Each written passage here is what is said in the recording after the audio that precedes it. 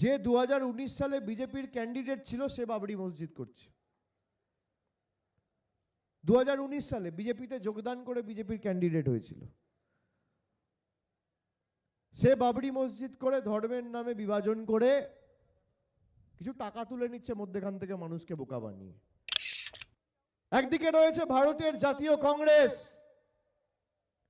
একদিকে রয়েছে তৃণমূল, আমি বাংলার কথা বলছি, একদিকে রয়েছে সিপিএম, অন্যান্য অনেক নতুন রাজনৈতিক দল আসবে, গণতান্ত্রিক দেশ। কে কোথায় লড়বে, প্রতিদ্বন্দ্বিতা করবে, মানুষের কাছে যাবে, প্রার্থী দেবে, সেই সিদ্ধান্ত তাদের, সবার অধিকার আছে। কিন্তু আপনাকে বুঝতে হবে যে ভারতবর্ষে যে 1500টা রাজনৈতিক দল আছে, তাদেরকে যদি একটা রাজনৈতিক দল যদি কাউকে শিক্ষা দিতে পারে বিজেপিকে, তার নাম তৃণমূল কংগ্রেস। অন্যান্য যত রাজনৈতিক দল আছে সবাই বিজেপির কাছে হারে, আর সেই বিজেপি তৃণমূলের কাছে হারে। এটাই হচ্ছে পার্থক্য। আর এখন মালদা মুর্শিদাবাদের মানুষকে যারা বোকা ভাবে, আমি মনে করি তারা পৃথিবীর সব থেকে বোকা। যারা মানুষকে বোকা ভাবে তাদের থেকে বোকা কেউ নেই। ভাবছে একে ওকে দুটো লোককে দাঁড় করিয়ে ভুল বুঝিয়ে এই করে তাই করে মন্দির মসজিদের রাজনীতি করে আমরা বিভাজন তৈরি করব। গলা কেটে দিলেও মানুষ ইউনাইটেড, মানুষ সিদ্ধান্ত নিয়ে নিয়েছে। এই যে এত লোক আজকে এসছে, কেউ তো যায়নি, আমার তো ঢুকতে দেরি হয়েছে, আমি কলকাতায় ফিরবো, আমার আরো কর্মসূচি রয়েছে। এই যারা ঘন্টার পর ঘন্টা বসে রয়েছে তারা বক্তৃতা শুনতে আসে না, তারা সিদ্ধান্ত নিয়ে আসে যে বিজেপিকে উপড়ে ফেলবো। যে 2019 সালে বিজেপির ক্যান্ডিডেট ছিল সে বাবরি মসজিদ করছে। 2019 সালে বিজেপিতে যোগদান করে বিজেপির ক্যান্ডিডেট হয়েছিল। সে বাবরি মসজিদ করে ধর্মের নামে বিভাজন করে কিছু টাকা তুলে নিচ্ছে মধ্যখান থেকে মানুষকে বোকা বানিয়ে। এক পয়সাও দেবেন না, গরিব মানুষকে সাহায্য করুন। কোরআনে লেখা রয়েছে। এই যে একটা গরিব ছেলেকে আমি বলছিলাম গীতা পাঠ অনুষ্ঠানে মেরেছে, আমি তো একজন হিন্দু। বিজেপির একটা নেতাকে জিজ্ঞেস করুন ভগবত গীতা পড়েছিস? ভগবত গীতা পড়েছিস? গীতার একটা শ্লোক বলতে পারবে? আমি ভগবত গীতা পড়েছি। ভগবত গীতার 5ম অধ্যায় 18 নম্বর শ্লোক শ্রীকৃষ্ণ স্বয়ং বলছে, বিদ্যা বিনয়া সম্পন্নে ব্রাহ্মণী গবি হস্তিনী সুনিচৈবা স্বপাকে চা পণ্ডিতা সমদর্শনাহা।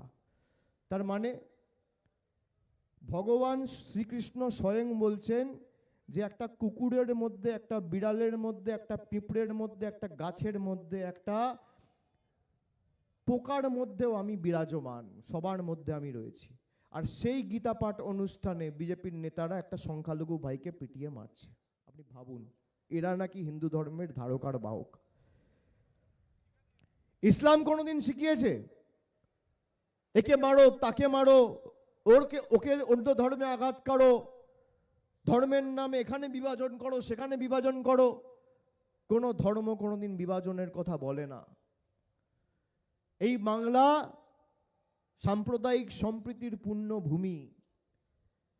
এই বাংলা আর যাই হোক বিজেপির বিভাজনের কাছে কোনোদিন নতি স্বীকার করবে না। যারা বিজেপির সাথে ডিল করে মানুষকে সমস্যার মুখে ফেলতে চেয়েছে, আগামী দিন কিন্তু এদের কঠোর শিক্ষা দিতে হবে। ভাইয়েরা, আপনারা কথা দিচ্ছেন।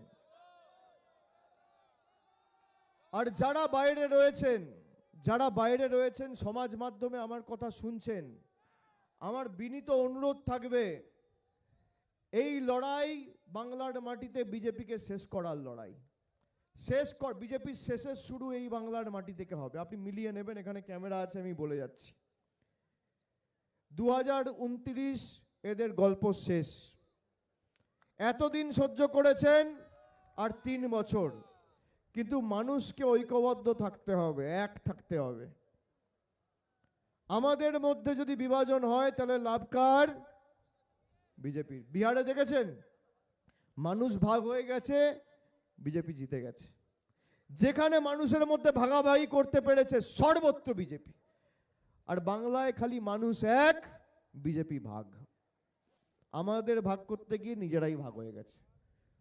যারা ভাগ মমতা ভাগ বলেছিল, আজকে ভাগ বিজেপি ভাগ হয়ে গেছে বাংলার মাটি থেকে।